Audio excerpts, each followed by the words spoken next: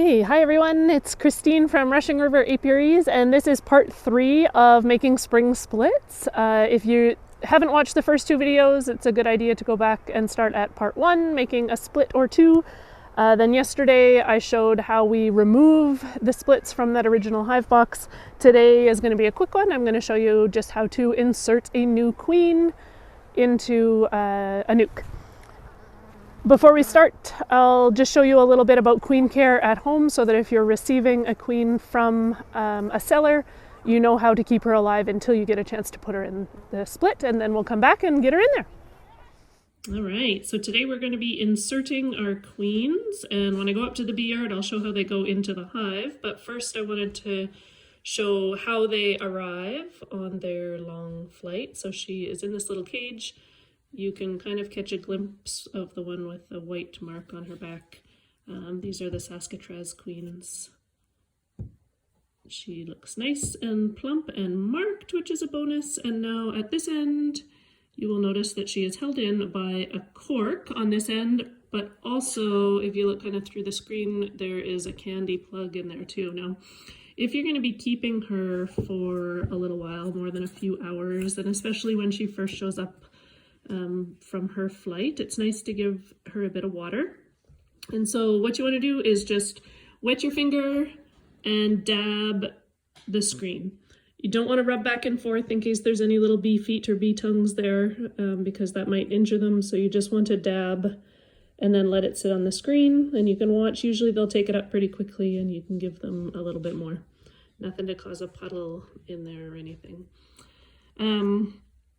Then you have 2 choices when you insert it. You can just pull the plug and use the little candy piece in there to hold her in. That would be a fairly quick release. There doesn't tend to be a lot of candy left in there after their flight because they've been using it for a couple days to sustain them.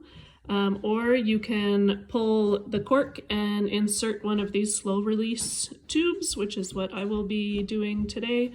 And this will give them a day or 2 or even 3 to accept the queen before they work their way through that candy and release her from her cage. So when we go up to the bee yard, I'll show you how we insert them. But that's how to care for them while she's at home with you. Keep her nice and warm, give her water occasionally, and get her into a hive as soon as possible. Okay, so your queen is alive and well, and it's time to give her a new home. I forgot my gloves, so I'm wearing the brand new ones out of the truck today. They're a little stiff. Okay, so you're gonna need your queen, you're gonna need a hive tool, and I am choosing to put a pollen patty on ours today. It's optional, but our forecast is a little bit iffy for the next few days, so just to be safe. So just before you stick her in, right before you stick her in, you want to have a good look at your queen. Make sure that she is still alive and well. This one's marked with the white dot, so it's easy to see her moving around in there, so we know that she is doing okay. I have removed the cork from the top of her cage, and I have replaced it with the long candy tube. You don't have to do that. You can just leave the little candy plug that's in the wood box. This gives a bit of a slower release and can help with queen acceptance. A really good idea, especially if your queens have been, or your nuc has been out of the main hive or away from its original queen for less than 24 hours. Since we're right on that 24-hour mark, we're going to use it as well.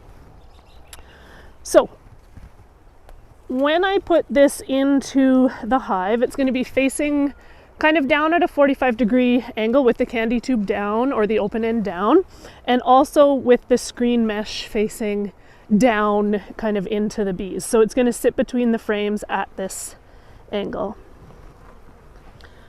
I'm going to open up my nuc. You'll see we've transferred all of ours from the plastic nuc boxes into these wooden nuc boxes for their holding period, and then they'll go back into the plastic boxes to be sent to the buyers. So all I did was separate a couple of frames right in the very middle of my nest. So I'm looking at the area covered by bees, and I'm going in the middle kind of from side to side and back to front. So she is completely in the center of the hive. I'm putting the cage in at that 45-degree angle. And then if you don't meet enough resistance there, then you need to just use your tool to kind of snug up the frames around her. So I'm just going to push from the outside to make sure that the friction will hold that cage in at that 45-degree angle down. I'm going to add a pollen patty here, and that is all there is to it. Now, your nuke might be in a small nuke box like this. You might be holding your nuke in a Pro Box. You may have your nuke, and I imagine for a lot of you, if you're a backyard keeper just expanding your own operation, your nuke will be in a 10-frame box already, and that's fine. You want to keep them centered within that 10-frame box, so they should be right in the middle of it, and your queen is going to go right in the middle of that. So no matter what they're in, the setup is going to look the same as I discussed in other videos, where your brood is in the center, food to the outside, with it making sure you have some extra room for the queen to lay in there, and then empties or blanks out to the edges beyond that, whatever size box they're in.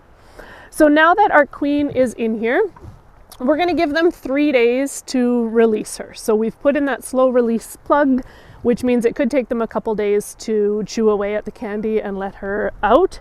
On the 3rd day, we're going to come and check on these, and we're going to pull the little cage out and just make sure she's been released. We're not going to go any deeper into the hive at that time. It can take her a few more days after that to actually get established and laying again, so we won't check on her laying for at least a week. But we do want to make sure that she's been released, and if not, then we usually just live release her, which means that we'll pull the plug and just kind of lay it on top of the frames and let her walk out. That's all there is to it. If you've been watching these because you're making your own splits this spring, then all the best with that. As always, I welcome questions and feedback, and I'd love to hear what other topics you would like me to cover in these videos. Thanks for watching.